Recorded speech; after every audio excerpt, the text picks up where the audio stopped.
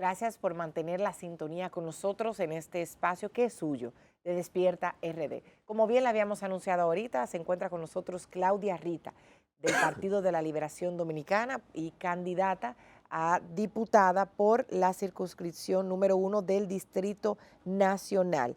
Es también secretaria de Igualdad y Equidad de Género dentro del partido PLD. Bienvenida. Buenos días, gracias por invitarme aquí a este espacio.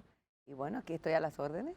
¿Qué tiene usted como propuesta en caso de ganar esa diputación? Mira, en todo el tiempo de la precampaña y eso me he dirigido a las personas hablando sobre todo de la preocupación que siento por el pago de impuestos en la República Dominicana, el sistema de pago de impuestos de la República Dominicana, porque es algo que desde hace tiempo nos viene retrasando para nosotros dar un salto importante a lo que es un aparato productivo más grande para crecer económicamente. Se habla mucho de emprendimiento y hay muchos planes y el Estado trata y siempre prometen, pero al final de cuentas ese sistema de pago donde lo que se utiliza es se utiliza la igualdad de la manera injusta, es decir, cuando tú tomas medidas igualitarias para tipos de negocios que son totalmente diferentes, en vez de buscar un método equitativo que permita que un negocio que sea al contado no tenga que reportar de la misma manera que un negocio que sea de servicio.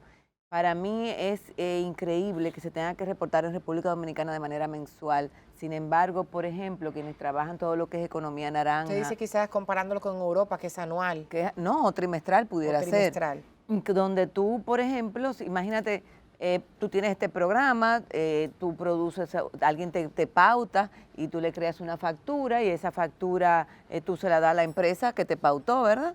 Para anunciar su producto aquí.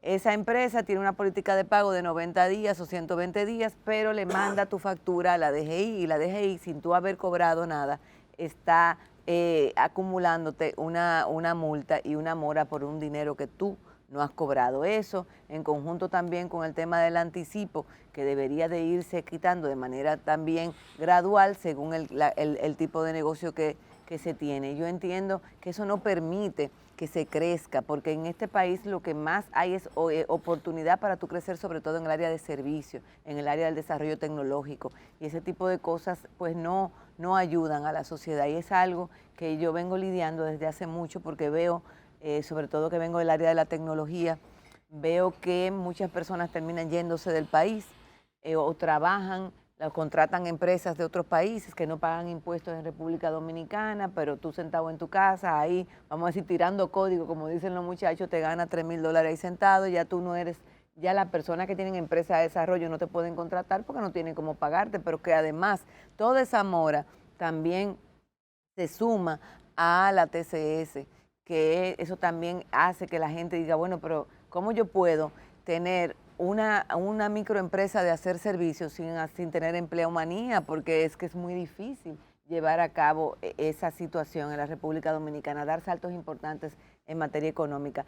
Eso por un lado. A mí me preocupa mucho también las personas envejecientes, porque aquí la gente se jubila, gana menos dinero, pero paga lo mismo por todo.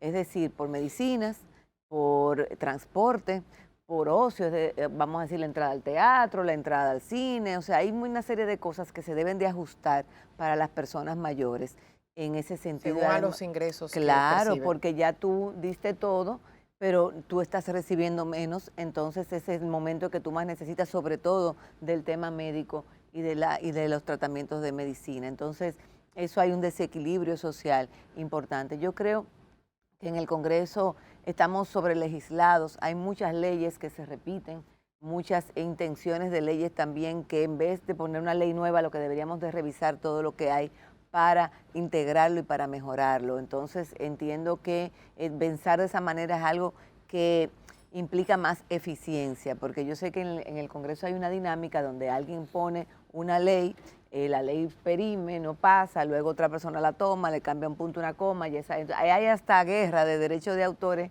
de leyes, también porque se ha creado a la ciudadanía una expectativa demasiado grande del tema de las propuestas y propuestas. Sin embargo, si tú te fijas, nosotros no hemos salido de lo mismo, no hemos podido tener una reforma fiscal realmente que piense en todas esas cosas que dije, entre otras cosas que son todavía más profundas. Seguimos teniendo un empresariado de la agroindustria que vive todo el tiempo como en ascuas, porque mira, ahora le pusieron una ley de tasa cero, eso ha causado muchísimos problemas y como quiera, la inflación no ha bajado. Entonces, tienen que tener personas ahí que defiendan también la producción nacional, que ha generado un desempleo de más de 37,000 personas por hacer ese tipo de medidas. Y por eso entiendo que es importante que las personas conozcan el pensamiento de quienes aspiran a una diputación, porque su línea de pensamiento es la que le va a indicar respecto a las medidas que se vean, cuál es el camino que van a tomar. Claudia, el tema de los impuestos.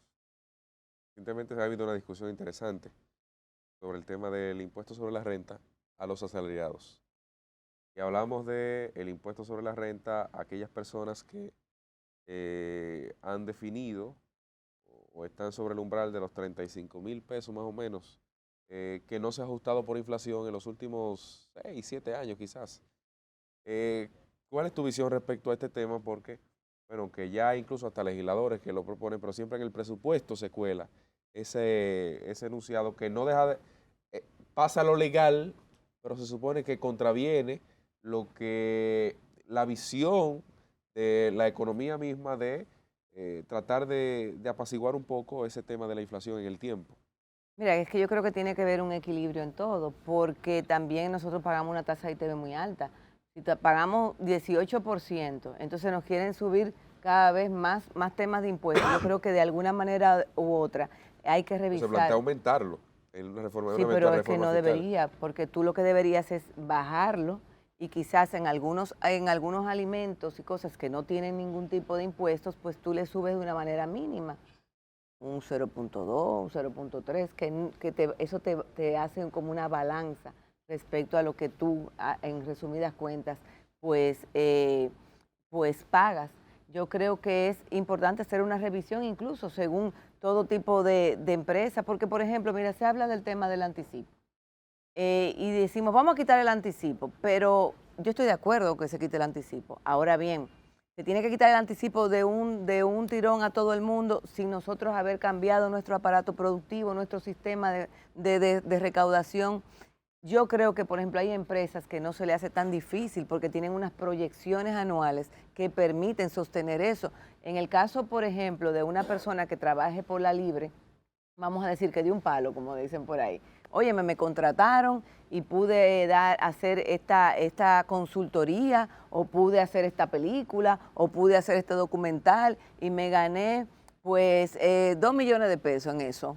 Pero eso fue un palo que tú diste, eso no es que hay una proyección que tú todos los años te vas a ganar eso. Sin embargo, quien tiene ya productos de primera necesidad, empresas que se dedican, por ejemplo, a la venta de alcohol, que ya hay como un promedio de cuánto esas personas pueden proyectarse que van a vender en el año. Quienes venden leche, quienes venden productos de primera necesidad, tú no lo puedes tratar a todo el mundo igual. Y por eso yo hablo mucho del tema de principio de equidad. A mí me interesa también, ustedes saben que yo soy secretaria de Igualdad y Equidad de Género, pues evidentemente el tema, hay temas que la gente como que se cansa. En República Dominicana ya me cansé, ya tienen a uno cansado con el asunto de las 3 causales. Pero no pasa, entonces tenemos el Código Penal ahí parado. En cuanto a eso, me gustaría saber, ustedes tuvieron un debate con otros candidatos a la misma posición y en ese entorno ustedes pues mostraron de alguna forma lo que usted mencionaba ahorita, el tipo de pensamiento de cada candidato. A mí me gustaría saber, o que usted le explique a la población, ¿cuál es el pensamiento suyo en cuanto a las 3 causales y en cuanto también a la situación que debería llevar el país con el tema fronterizo con Haití? Mira, esas 2 posturas. Respecto a las 3 causales, evidentemente yo creo que las mujeres tienen que tener derecho a elegir.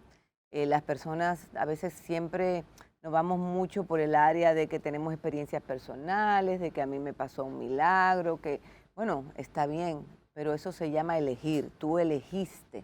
Entonces, el tema de las causales es un tema médico. con donde le da a las mujeres en 3 condiciones especiales elegir si van a poder continuar o no con un embarazo.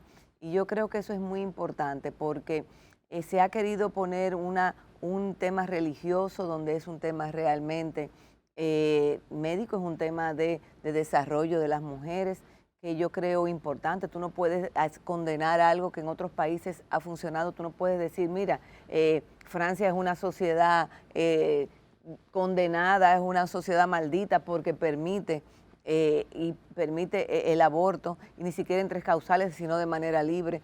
Entonces yo creo que nosotros tenemos que replantearnos esto, y es importante que salga en el Código Penal, que no salga el aborto pues condenado, porque eso es lo que quieren poner. Quieren hacer una ley especial, pero para tú hacer una ley especial, tú no puedes tener el Código Penal diciéndote que tú, bajo cualquier circunstancia... Lo que se ha planteado es sacar el tema totalmente del Código Penal. Bueno, es mejor. Tú lo dejas así, despenalizado, y luego se hace una ley especial, o tú lo penalizas nada más en un tema de aborto libre. Por ejemplo, quienes defienden el tema de la no a las 3 causales, te dicen, no, y te ponen ejemplo, no, que en Israel, que no sé cuánto.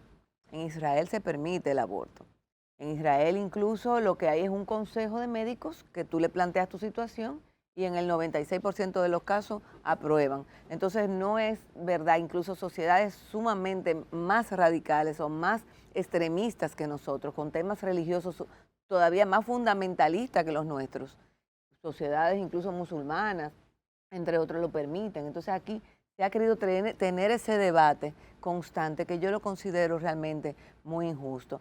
Respecto al tema haitiano, mira, yo creo que los dominicanos y las dominicanas tenemos que entender que nosotros vivimos en una isla compartida y eso es así. O sea, nosotros no somos genocidas, nosotros no somos personas que estamos planificando cómo vamos a acabar con el país vecino, sino que al contrario, los dominicanos lo que quieren es cómo que dar la espalda, olvidarse que Haití está ahí, que todo el mundo se vaya para su lado y entonces continuar hacia adelante, pero es imposible vivir así porque vivimos en un mundo conectado, vivimos en un mundo donde las personas, por querer mejorar, somos capaces, porque eso está hasta en nuestro tema de ser humano, somos capaces de dar de hacer lo que sea para mantener a nuestros hijos. O sea que la emigración es un tema que siempre va donde una persona, desde un lugar donde hay menos posibilidades a uno que haya mayores posibilidades y haya oferta y demanda.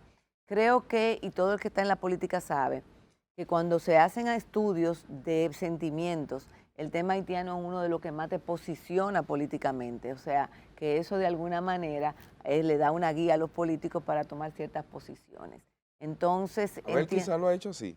Entiendo. Mira, Abel toda la vida ha hablado de ese tema respecto al asunto haitiano, pero en mi caso te puedo decir que creo que el gobierno ha utilizado esa herramienta como para volver a subir y estar en la palestra pública y olvidarse. Aquí de repente, durante 3 semanas, en este país, lo que es el incremento de la mortalidad en materno-infantil, nunca se ha hablado, aquí no ha habido otra noticia, ahora es que se están ocupando del dengue hoy, porque ya los casos son escandalosos, cuando realmente en este siglo lo que se debe de hablar es de medicina preventiva.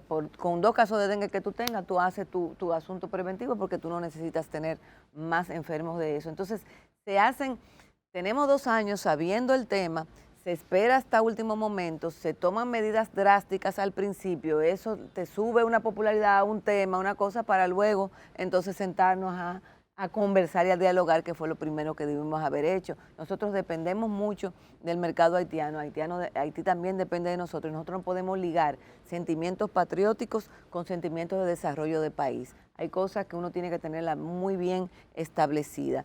Y bueno, entiendo que nosotros tenemos que seguir buscando vías para llevarnos mejor con nuestros vecinos, porque están ahí y no lo podemos quitar de ahí. Entonces, ¿qué yo quisiera? Yo quisiera ver un país haitiano que fuera progresando, un país haitiano donde nosotros pudiésemos decir, ay, mira, me voy este fin de semana para Haití, de lo más contenta a pasarme. Entonces, o sea, yo encuentro que eso es lo que yo soñaría, porque veo que en otros países de Europa se puede hacer, y yo sé que ellos tienen muchos problemas.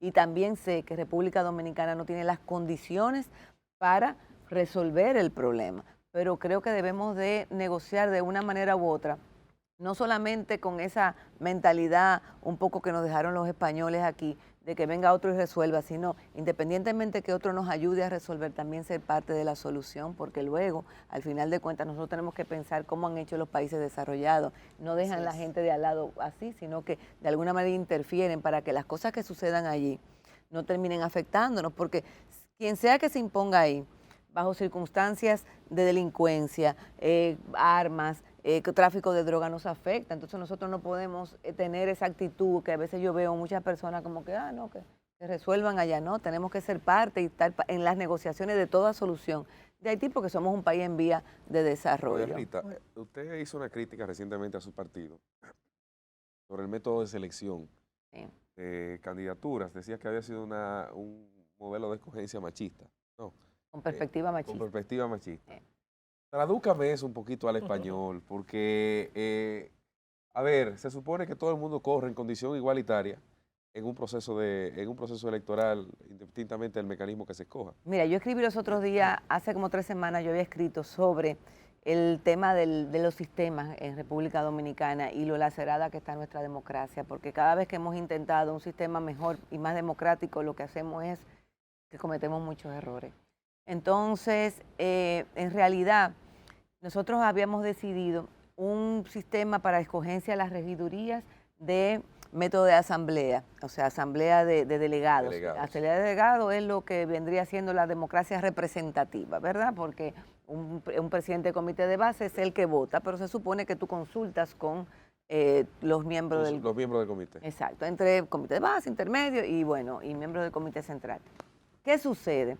Que cuando la participación de la mujer es complicada en la política, porque nosotras tenemos muchas desventajas que, bueno, sobre todo a nivel económico, situaciones familiares y responsabilidades, una serie de cosas. Pero bueno, si en un espacio donde hay 13 plazas, por ejemplo, se inscribieron 4 mujeres, por ley tú te das cuenta que las 4 ya de por sí pueden, incluso van a faltar para la cuota de género, que es de género a la cuota, no de mujeres. Es decir, que si hubiesen sido 6 mujeres o 8 mujeres y 3 hombres, entonces es al revés el asunto. Pero en este caso vamos a ponerlo así, que es por lo regular lo que sigue sucediendo. Entonces, ¿qué sucede? Cuando se da eso, acuérdate que yo te dije asamblea de delegados, es una cantidad de personas ya muy mínima que vota. Entonces empieza el tema. No, pero no vote por la compañera porque los compañeros necesitan. Ella pasa hasta con un voto. Entonces eso lacera el liderazgo porque es verdad. Quizás en el tema de la repartición de la cuota de género, en ese momento tú puedes decir ya ella está asegurada, pero mientras tanto estás haciendo un daño al liderazgo. Y lo mismo pasó con la encuesta que incluso me salió a mí favorecida. O sea, por resolver un problema que había entre varones. ¿La encuesta cómo afecta eso? Claro que sí. Entre las personas nuevas. Que le preguntan a gente. Sí, pero sí, exacto. Entonces, entre las personas nuevas, las 2 mujeres nuevas, salimos con muy poco porcentaje. No fue porque la gente respondió así, no se supone. ¿Cuál gente? Porque el tema está. A los que le entrevistaban. Sí, pero el problema está en que cometieron un error, que fue dejar a un compañero que nunca estuvo en el país dentro del sistema de encuesta. Entonces, cuando tú dices una persona que no ha estado en el país, que no ha hecho el trabajo en base a las encuestas, que tú vienes a los medios, que tú haces un trabajo ya sea de campo o ya sea mediático, ya sea de ambos combinados, no es posible que te salga por encima de las 2 mujeres que participamos, las jóvenes, las ¿Cuál nuevas. usted cree que fue el fallo?